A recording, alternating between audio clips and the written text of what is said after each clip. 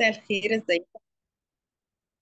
النهارده ميعادنا مع داي 10 عاشر يوم من التابنج ديلي روتين. المفروض ان احنا يعني نكون ابتدينا اننا نحس في الافري داي لايف، نكون ابتدينا نحس احساس كويس، يعني على الاقل انه بقى في نوع من انواع الفصل ما بين المشاعر اللي احنا بنحسها وبين الاحداث اللي بتحصل. النهارده هنشتغل على الاحساس اللي بيجي لنا انه طب ما انا بشتغل اهو تابنج ليل ونهار او صبح وليل، وكذا ما تحلش او it doesn't work. فعايزين نفكر كده في توبيك معين ونتنفس مرة واحدة، ندخل في سبعة ونطلع في سبعة، ونشوف إحساسنا إنه بقالنا 10 أيام بنشتغل صبح وليل ولسه التوبيك ده ما اتحلش، وشوف إيه الشعور اللي أنا حسيت تجاه إن التوبيك. نفس مرة تانية نختار إننا نحل التوبيك، نتابع مع بعض، برغم إن أنا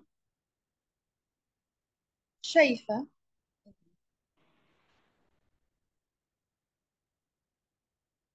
ال EFT التابنج اللي إحنا بنعمله ما حلش المشكلة اللي أنا عايزاها تحل، نفس تماما وأقبلها بدون، برغم إن أنا حاسة إن التابنج it doesn't work، ما حلش المشكلة اللي أنا عايزاها تتحل، نفس تماما وأقبلها بدون حدود، رغم إن التابنج ما حلش المشكلة اللي أنا عايزاها تتحل، نفسي تماما وأقبلها بدون حدود. بسامح نفسي وسامح كل شخص شارك بالوعي واللاوعي إن أنا أختار إن المشكلة بعد 10 أيام تكون لسه المشكلة اللي في عقلي لسه لغاية دلوقتي ما اتحلتش.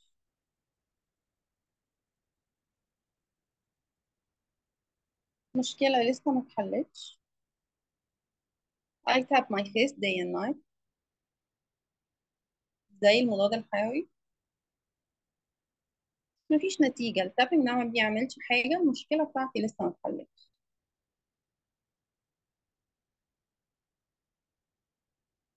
التابك ما بيعملش حاجة والمشكلة بتاعتي لسه ما اتحلتش.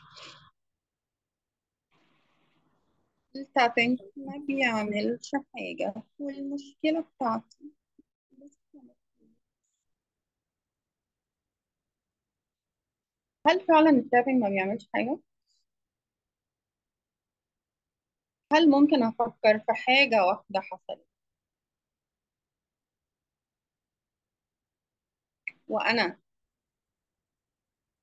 I tap for it، والتابنج ساعدني حتى إن مشاعري تكون أحسن قصاد الموقف اللي كنت بمر بيه؟ هل أنا فاكرة مرة واحدة على الأقل استخدمت فيها التابنج والمشكلة اتحلت؟ هل أعرف شخص واحد على الأقل استخدم التابنج وحكى إن هو بعد ما استخدم التابنج مشكلته اتحلت؟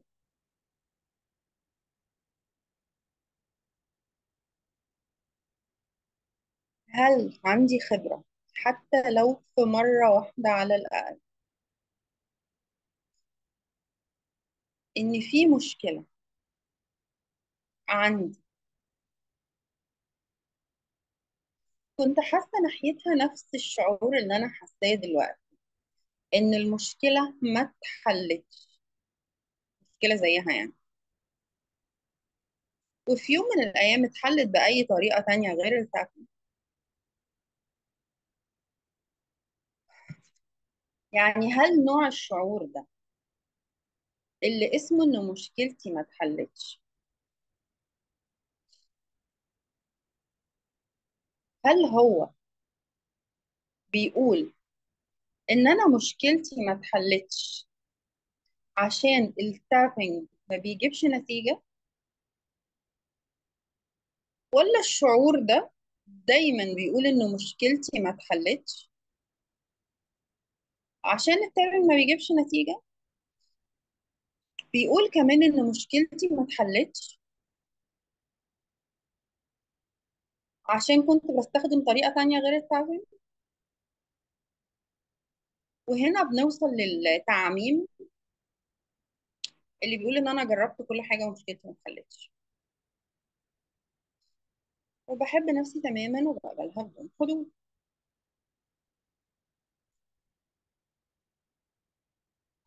وبتنفس. برغم إن أنا جزء مني بيقول لي إن اللي أنا بعمله ده مش هيجيب نتيجة، بحب نفسي تماما وأقبلها بدون حدود. بسامح نفسي وسامح كل شخص شارك بالوعي واللاوعي في إني يكون عندي معلومة اسمها إن الحقائق ليس لها حل. بحب نفسي تماما وأقبلها بدون حدود.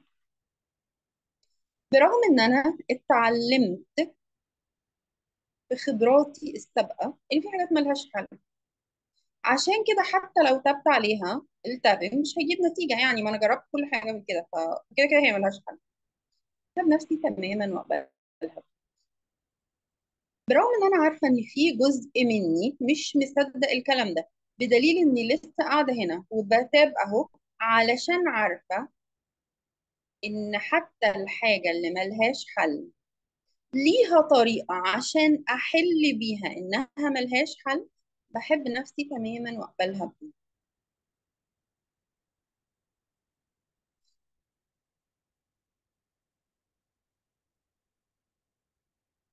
هل الفكرة في إن التابنج هو اللي مش بيحل، ولا الفكرة في المنتال سيت بتاعي اللي مش مقتنع إنه أصلا الستيتمنت اللي في عقلي، القرار، الجملة، الحدوتة اللي في عقلي ممكن يكون ليها حل؟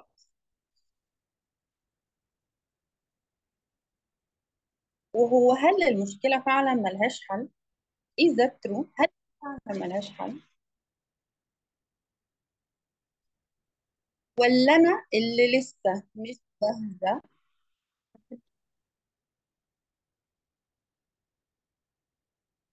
إني أمر بالتغيير المناسب؟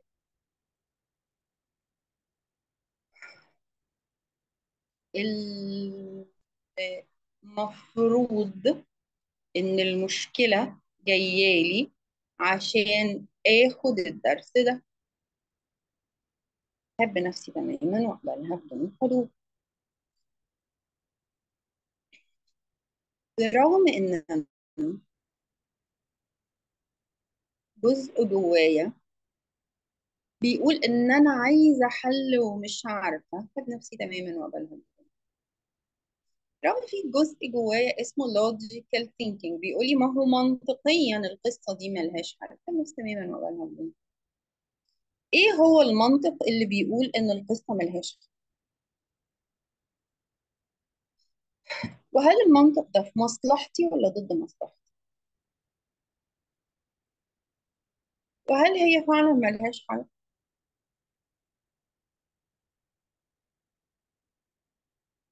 وهل جربت إن أنا أحل الشعور بأن القصة ملهاش حل؟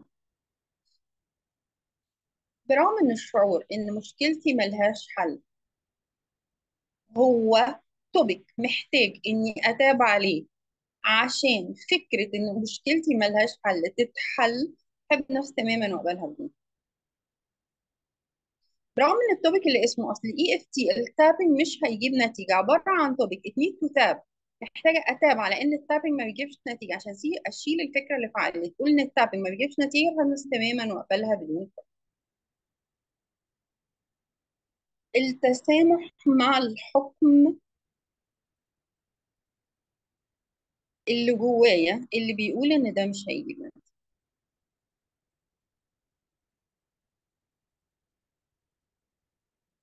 هو ليه مش هيجيب نتيجة؟ وهل هو مش هيجيب نتيجة معايا أنا بس، ولا مش هيجيب نتيجة مع الناس كلها؟ ولو مش هيجيب نتيجة معايا أنا بس، فليه هو مش هيجيب نتيجة معايا أنا بس؟ يعني إيه الحلو إن مشكلتي ما اتحلتش؟ وإيه الحل إن التابنج ما جابش معايا نتيجة؟ وإيه الحاجة اللي ناقصة عندي ولو اخترت إن أنا أغيرها التابنج يجيب معايا نتيجة؟ وهل أنا عايزة نتيجة من التابنج بالتحديد، ولا أنا داخلة الكورس عشان عايزة نتيجة عموما؟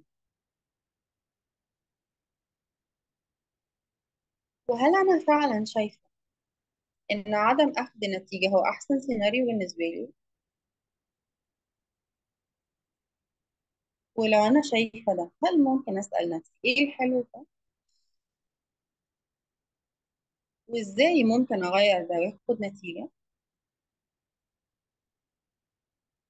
دلوقتي وفي كل لحظة في حياتي في المستقبل؟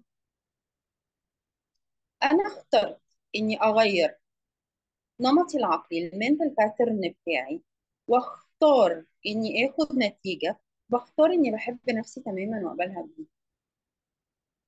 أنا بختار إني أسيب الفكرة اللي بتقول إن أنا ما باخدش نتيجة، بختار اني استقبل المعاني اللي وهي معايا تخليني اخد نتيجه بحب نفسي تماما واقبلها بيه.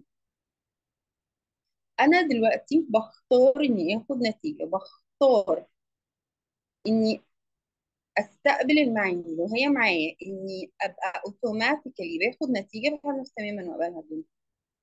كل المعاني اللي وهي معايا تخليني موافقه اني اخد، كل المعاني اللي وهي معايا تخليني احرر النمط اللي بيقول ان مفيش نتيجه، واستقبل من طاقه الهيه المعاني اللي تخليني لما اختار الحل اخد نفس. كل الهيلينج ريكوايرد انرجي، كل المعاني اللي وهي معايا تخلي المنتال سيت المسؤول عن عدم اخذ النتيجه يتحرك.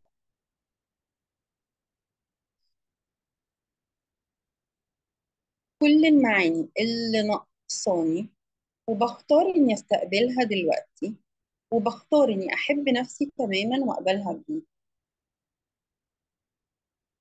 كل المعاني اللي وهي معايا تتيح لي اني اخد نتيجه،